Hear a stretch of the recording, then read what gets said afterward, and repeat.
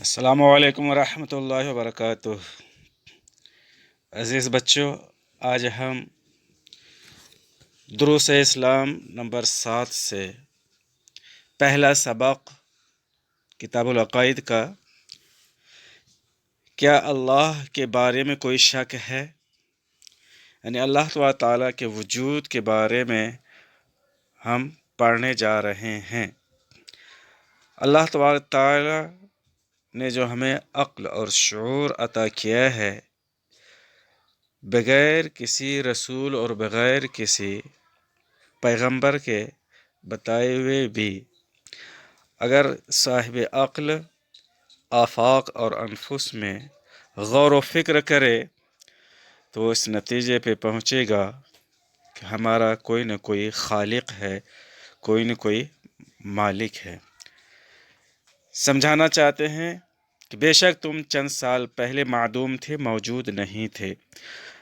معدوم کا مطلب موجود نہ ہونا، یہ موجود کی ضد ہے۔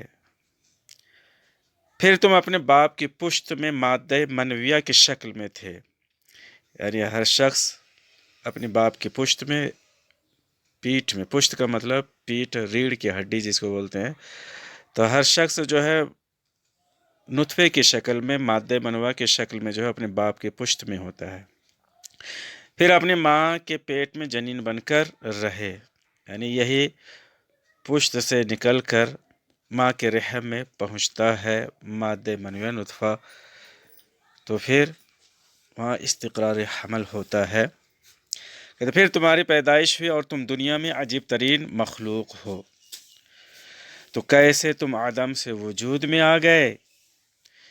یعنی انسان صرف اسی پہ غور و فکر کرے کہ ہم نہیں تھے، پھر ہمارا وجود کیسے ہوا؟ کیا تم بغیر کسی خالق کے موجود ہو گئے، یا تم نے ہی خود کو پیدا کیا، یا اس عجیب سی دنیا کو پیدا کیا؟ یہ سب باتیں محال اور باطل ہیں، یعنی نہ ہی ہم عدم سے وجود میں جو آئے بغیر کسی خالق کے آئے ہیں، یا ہم نے اپنے آپ کو ہی نہیں پیدا کر لیا، یا اس دنیا کو بھی پیدا نہیں کیا۔ یہ سب باتیں جو ہیں انسان کے لیے، مخلوق کے لیے جو ہے باطل اور محال ہے، جو عقل انسانی کے بس کی نہیں ہے۔ اللہ تعالیٰ کا فرمان ام خلقوا من غیر شیء ام هم الخالقون ام خلقوا السماوات والارض بل لا یوقنون، سورہ طور آیت نمبر 35-36۔ کیا یہ کسی کے پیدا کیے بغیر ہی پیدا ہو گئے، یا خود پیدا کرنے والے ہیں؟ کیا انہوں نے آسمان اور زمین کو پیدا کیا؟ نہیں، بلکہ انہیں یقین ہی نہیں ہے۔ انسان اپنے آپ میں غور و فکر کرے تو وہ اس نتیجے پہ پہنچ جائے گا کہ ہمارا کوئی نہ کوئی خالق ہے، وہ اللہ تبارک تعالیٰ ہے، جس میں ہمیں کوئی شک نہیں کرنا چاہیے، جائز شک نہیں ہے خداوند قدوس جل وعلا کی ذات۔ پھر دوسری دلیل ہے کہ تم اس زمین پر ہزاروں ہزار مخلوقات میں سے ایک فرد ہو، یعنی اللہ تعالیٰ نے کتنی چیزیں پیدا کی ہیں۔ اگر حیوانات میں سے دیکھیں، حیوانوں میں سے دیکھیں تو بہت ساری چیزیں ہیں، گھوڑا ہے، ہاتھی ہے، بیل ہے، اس طریقے سے دیکھیں گے تو ہزاروں ہزار مخلوقات ہیں۔ تو انہی مخلوقات میں سے سمجھے انسان بھی ایک مخلوق، ایک فرد ہے، اور یہ زمین نظام شمسی کا ایک چھوٹا سا کرہ ہے۔ یہ جو زمین ہے، جیسے مریخ ہے، طارد ہے، یہ سب جو ہے سیارے ہیں۔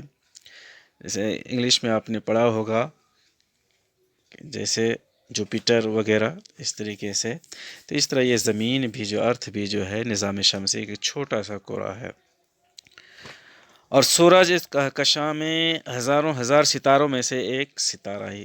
یہ جو سورج ہم دیکھتے ہیں، سورج کا ٹکیا جو ہمیں نظر آتا ہے، تو جہاں ہزاروں ہزار کہکشاں ہیں، چھوٹے چھوٹے ستارے ہیں، اور خاص کر اگر اس کا مشاہدہ کرنا ہو تو رات کو جب چاندنی رات نہ ہو اور بادل بھی نہ ہو تو دیکھیں چھوٹے چھوٹے ستارے اس طریقے سے چمکتے ہوئے نظر آئیں گے، تو یہ کہکشاں کہلاتے ہیں، چھوٹے چھوٹے ستارے ہیں۔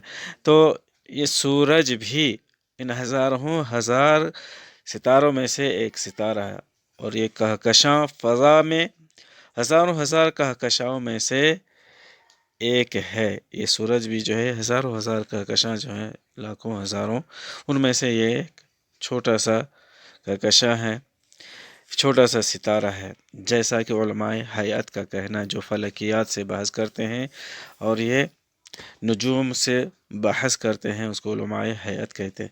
لیکن یہ سارے بے شمار قرات اپنی اپنی منزل میں نہایت ہی تیز رفتاری، باریک نظام اور مضبوط علاقے کے ساتھ بلا کسی ٹکراؤ کے رواں دواں ہے۔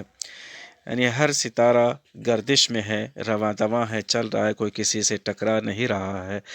تو یہ اس بات کی دلیل ہے کہ ان سب کو کوئی نہ کوئی چلانے والا ہے۔ اگر کوئی چلانے والا نہ ہوتا تو یہ ٹکرا کر کے پاش ہو جاتا، لیکن کوئی کسی سے ٹکرا نہیں رہا، کوئی کسی کا آگے نہیں ہو رہا، اوورٹیک نہیں کر رہا، کوئی کسی سے پیچھے نہیں ہو رہا ہے۔ اس طریقے سے مطلب سب اپنی اپنی جگہ پہ جو ہے وہ گردش کر رہا ہے، رواں دواں ہے۔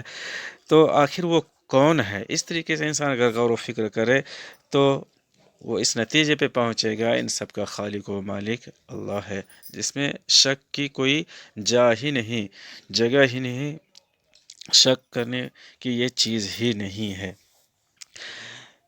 تو کون ہے جس نے ان ساری چیزوں کو پیدا کیا اور اس رنگ برنگ نظام کی تدبیر فرما رہا ہے؟ بے شک وہی اللہ ہے۔ خشکی و تری اور زمین و آسمان و ہر چیز اس کی گواہی دیتی ہے۔ اللہ تعالی ارشاد ہے افی اللہ شکن فاطر السماوات والارض، سورہ ابراہیم کی آیت نمبر 10 ہے کہ اللہ تعالیٰ کے بارے میں شک ہے جو آسمانوں اور زمین کا پیدا کرنے والا ہے۔ بے شک اللہ تعالیٰ کے بارے میں کوئی شک نہیں۔ ہاں، شرط یہ ہے کہ انسان تعصب سے ہٹ کر، عصبیت سے دور رہ کر کے اور تمرد و سرکشی سے جو ہے کنارہ کشی کر کر کے سوچے تو اللہ تعالیٰ کے بارے میں کوئی شک نہیں ہے۔ وہ اس نتیجے پہ پہنچے گا ان تمام چیزوں کا خالق و مالک جو ہے اللہ ہے۔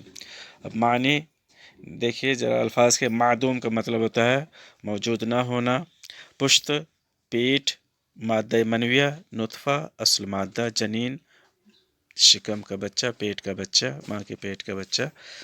نظام شمسی، سورج کے تعلق سے انتظام، نظام۔